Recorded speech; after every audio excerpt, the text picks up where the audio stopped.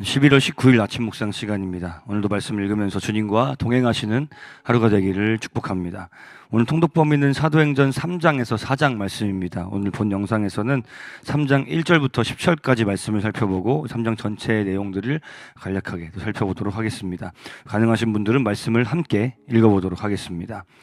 오후 3시에 기도 시간이 되어서 베드로와 요한이 성전으로 올라가는데 나면서부터 못 걷는 사람을 사람들이 떠매고 왔다. 그들은 성전으로 들어가는 사람에게 구걸하게 하려고 이 못 걷는 사람을 날마다 아름다운 문이라는 성전문 곁에 앉혀놓았다. 그는 베드로와 요한이 성전으로 들어가려는 것을 보고 구걸하였다.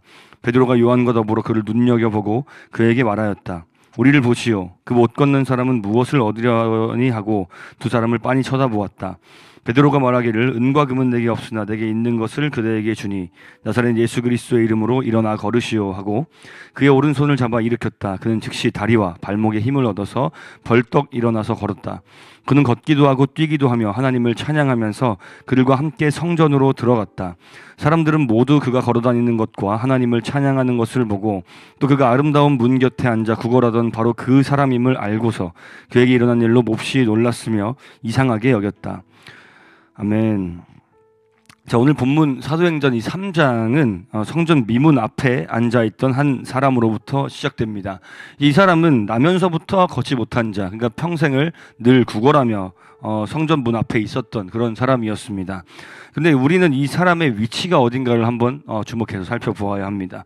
그는 성전 안이 아니라 문 앞에 있었습니다. 물론 거기가 사람이 가장 많이 지나다니는 곳이기 때문에 통행로이기 때문에 구걸하기 좋았다라는 것도 있겠지만 사실 이 사람은 어찌 보면 하나님의 임재가 있다고 여겨졌던 그 성전 안으로 들어갈 수 없는, 그 앞까지는 왔지만 들어갈 수 없는 그 사람의 처지를 보여주고 있는 것이 아닌가 생각해 볼 수 있습니다. 그 이유는 그가 단지 다리를 움직이지 못해서 스스로 성전에 들어가지 못했기 때문이 아닙니다. 레위기 21장 말씀을 잠깐 살펴볼 텐데요.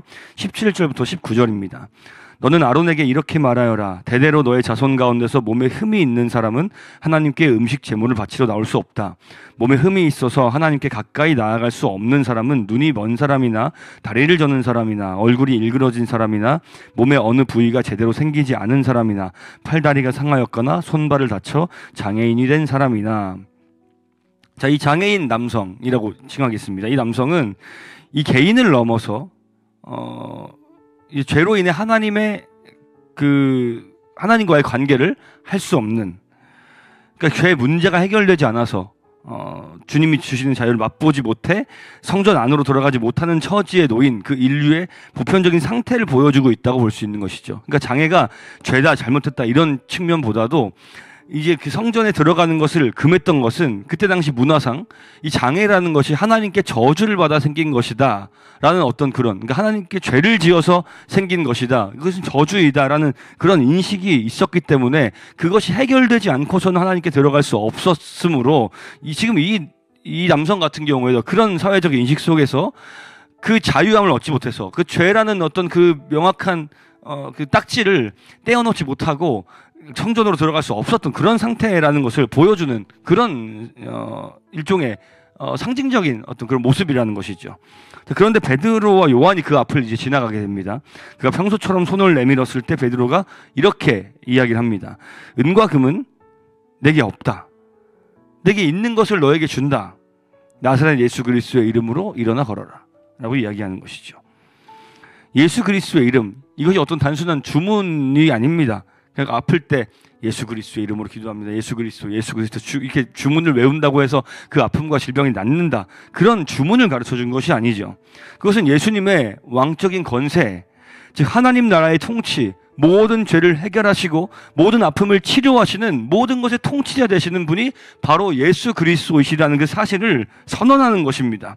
그 이름에만 회복과 구원과 죄사함이 있다는 것이죠. 그렇게 예수님의 이름으로 병자가 일어나게 되는 이 사건은 단순히 병에서 나았다라는 기적을 보여주기 위한 어떤 그런 것이 아니라 예수님의 그 권세, 하나님의 나라의 통치가 이 땅 가운데 실제로 임했다는 것을 보여주는 그런 표지로서의 그런 사건이라는 것입니다. 성령의 충만함을 받은 교회는 더 이상 예수 그리스도의 그 이야기를, 그분이 어떤 분이신지를, 그분의 가르침을 그냥 회상만 하는 그런 공동체가 아닙니다. 그 가르침을 공부하고 생각만 하는 공동체가 아닌 것이죠. 배우고 경험한 것, 그리고 그 예수님의 이름으로 한 사람이 구원받을 수 있다고 하는 그 믿음을 가지고 베드로와 요한이 그랬던 것과 같이, 이 초대교회가 그랬던 것과 같이 그 이름을 세상 가운데 선포하며 구원의 능력을, 그리스도의 통치를, 하나님 나라가 임했음을 나타내는 공동체가 된 것입니다. 교회는 바로 그런 공동체인 것이죠. 그리고 이렇게 예수님의 이름으로 낫게 된 그 병자는 즉시 일어섭니다. 그리고 걷기도 하고 뛰기도 하며 하나님을 찬미하며 성전으로 들어갔다라고 기록을 하고 있습니다. 자, 여기서 가장 중요한 것은 그가 단순히 치유된 것이 아니라 이제 성전 안으로, 성전 밖에 있다가, 미문 앞에 있다가 성전 안으로 들어가게 되었다는 것이죠. 자, 하나님 나라의 치유는 단순히 몸이 낫는 것이 아닙니다. 하나님을 찬양하며 예배하는 존재로 회복되는 것, 하나님과의 관계가 회복되는 것이 바로 진짜 회복인 것입니다. 그래서 그는 이제 더 이상 성전 문 앞에 머무는 자가 아닙니다. 하나님 나라의 백성으로, 예배 공동체 안으로 하나님의 임재 가운데로 들어온 자가 된 것이죠. 이것이 바로 하나님 나라의 복음의 본질입니다. 예수님의 이름이 우리를 단지 도와주는, 치료해주는, 우리의 당면한 문제를 해결해주는 부적과도 같은 그런 이름이 아니라 우리를 하나님과의 온전하고 회복된 관계 안으로, 예배의 자리 가운데로 데려오는 그런 능력의 이름이라는 것이죠. 그래서 이 사건을 보고 많은 사람들이 놀랐습니다. 그때 베드로가 일어나서 이렇게 설교합니다.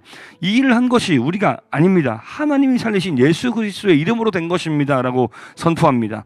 자, 그리고 19절, 20절을 보면 이렇게 이야기합니다. 그러므로 여러분은 회개하고 돌아와서 죄 씻음을 받으십시오. 그러면 주님께로부터 편히 쉴 때가 올 것이며 주님께서는 여러분을 위해서 미리 정하신 그리스도이신 예수를 보내실 것입니다. 자, 하나님 나라의 회복, 이것은 무엇이냐? 종말적인 이 새 창조를 의미한다는 것이죠.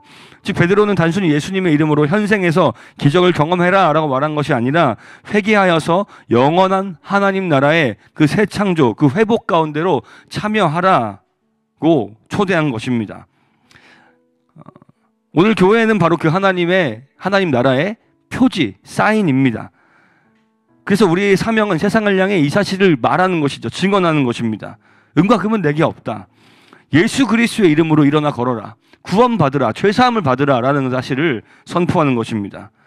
그래서 교회는 사람들의 마음을 위로하고 물질적인 거나 실제적인 그런 필요들을 채워주고 도와주는 것도 해야겠지만 궁극적으로는 거기서 머무르는 것이 아니라 사람들을 하나님 나라의 통치 아래로 초대하는 사명을 가진 공동체라는 것을 기억해야 할 것입니다. 그 사명을 기억하며 성전 문 앞에 있는 자들, 영원한 복을 알지 못하고 은과 금만 구하고 있는 자들을 향해서 진정한 복이 무엇인지를 가르쳐주는 삶이 되기를 소망하며, 또 우리 금단 함께하는 교회의 예배당에 예수 그리스도의 이름으로 일어나 걷게 된, 구원받은, 죄사함을 받은 수많은 사람들이 함께 예배하는 그날이 오게 되기를, 우리를 통해 바로 그런 역사가 일어나게 되기를 간절히 소망합니다.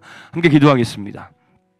살아계신 주님, 오직 예수 그리스도의 이름만이 우리를 구원하는 유일한 능력임을 믿습니다. 우리를 구원하셔서 먼저 하나님을 예배하는 자로 회복시키고 또 그렇게 삼으셨으니 이제 베드로와 같이, 초대교회와 같이 성전 밖으로 나아가 문 앞에 있는 자들, 진정으로 자신이 구해야 할 것이 무엇인지를 알지 못하는, 성전 안으로 들어오지 못하는 자들을 향해서 예수 그리스도의 이름을 증거하는 영혼 구원의 그 사역을 잘 감당하는 교회가 되게 하여 주옵소서. 오직 예수 그리스도의 이름만이 우리 죄를 사하고 구원하고 회복한다는 그 명확한 확신 가운데 우리가 그 이름을 선포하는 그 사명을 감당하는 교회가 되게 하여 주시옵소서. 감사드리며 살아계신 예수 그리스도의 이름으로 기도합니다.